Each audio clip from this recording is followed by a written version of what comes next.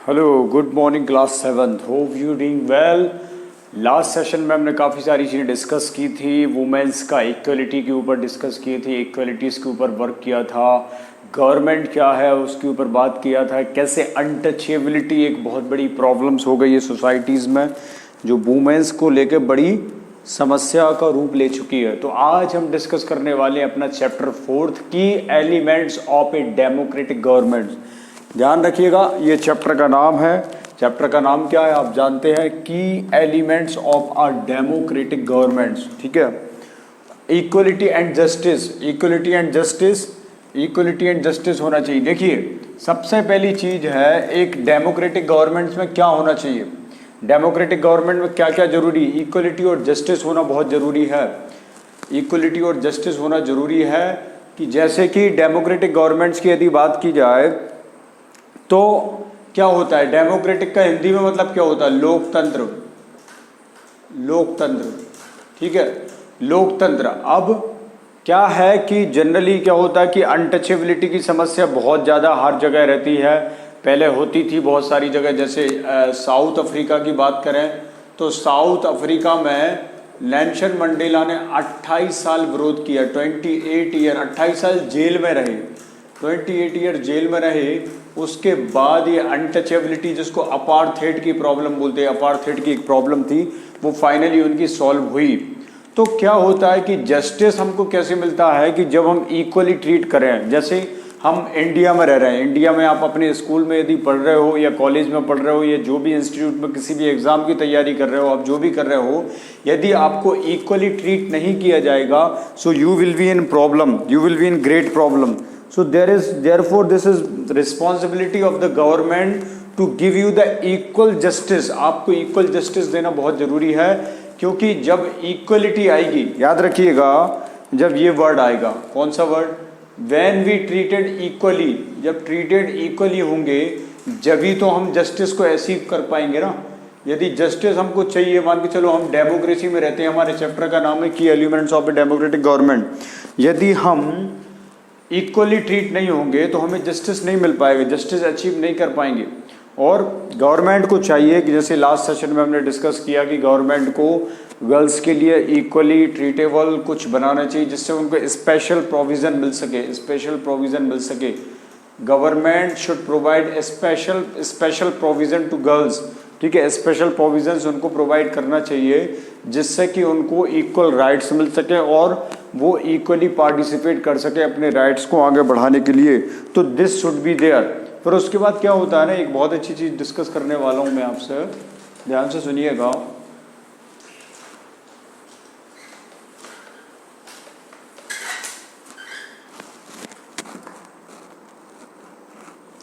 Resolve conflict.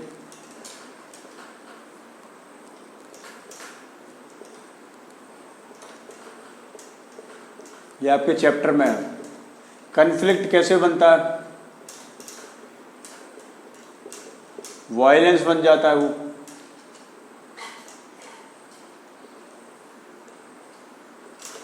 देखिए क्या होता है कि एक छोटे एक व्यक्ति ने एक रिलीजियस ग्रुप में कुछ बोल दिया दूसरे रिलीजियस ग्रुप के बारे में। जैसे पाकिस्तान, जनरली पाकिस्तान हम नहीं कह सकते हैं, एक सभी देश बहुत अच्छे हैं, लेकिन जैसे मान के चलो कश्मीर वालों ने कुछ बोल दिया किसी दूसरे स्टेट के बारे में, या पाकिस्तान जैसी कंट्रीज़ ने कुछ इंडिया के बारे में बोल दिया, इंडिया ने पाकिस्तानी किसी के बारे में कुछ बोल दिया, तो कन्फ्लिक्ट बन जाते हैं। और कन्फ्लिक्ट जो है वायलेंस बन जाता है। जैसे चाइना से कोरोना वायरस आया तो लोगों के अंदर नेगेटिविटी फैल गई कि भैया चाइना के माध्यम से कोरोना वायरस फैला है।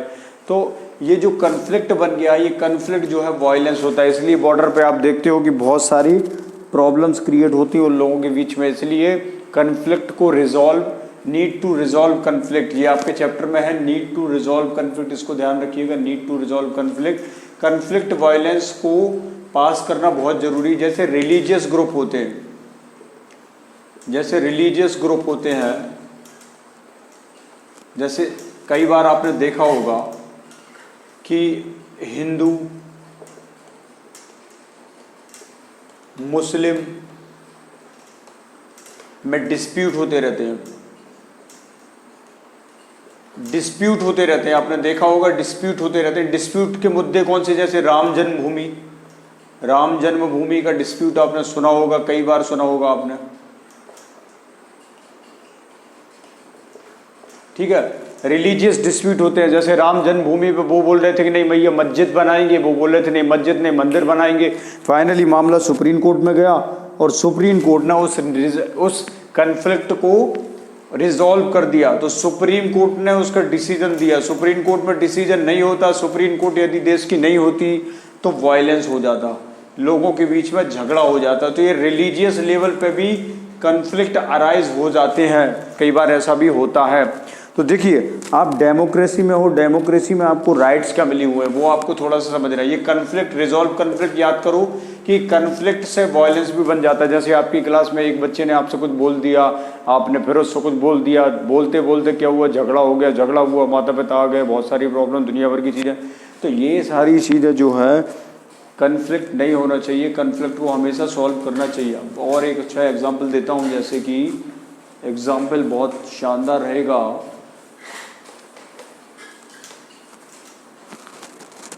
जैसे की elements of a democratic government की बात करें तो इंडिया डेमोक्रेटिक कब बनेगी, इंडिया डेमोक्रेटिक कब बनेगी, डेमोक्रेटिक जब बनेगी जब उसको अपने रिप्रेजेंटेटिव को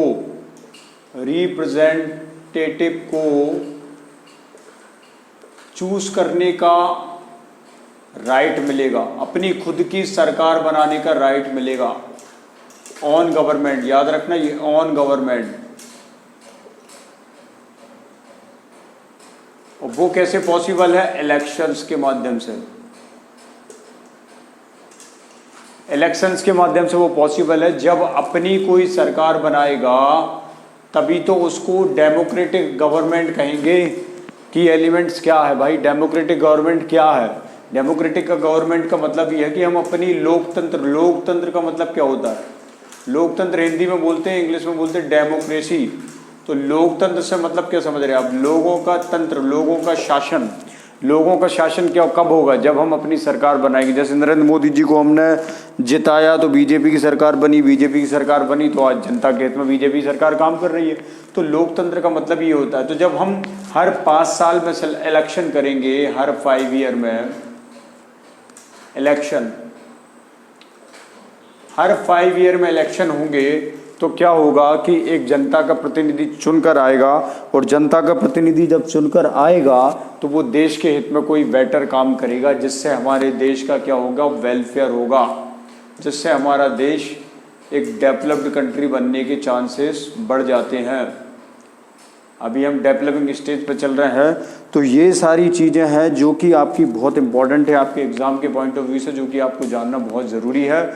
हमने डिस्कस किया कि भैया इक्वलिटी क्यों होना चाहिए, अफ्रीकन नेशनल कांग्रेस जो साउथ अफ्रीका का अपार्थाइड उसकी बात करी, अनटचेबिलिटी क्यों खत्म होना चाहिए, रिलीजियस ग्रुप का क्या रोल है, कैसे कन्फ्लिक्ट वायलेंस बढ़ जाता है। अब नेक्स्ट सेशन में हम और इसी को आगे करेंगे। Thank you so much for attending this session, guys. Thank you so much for attending this session. Thank you.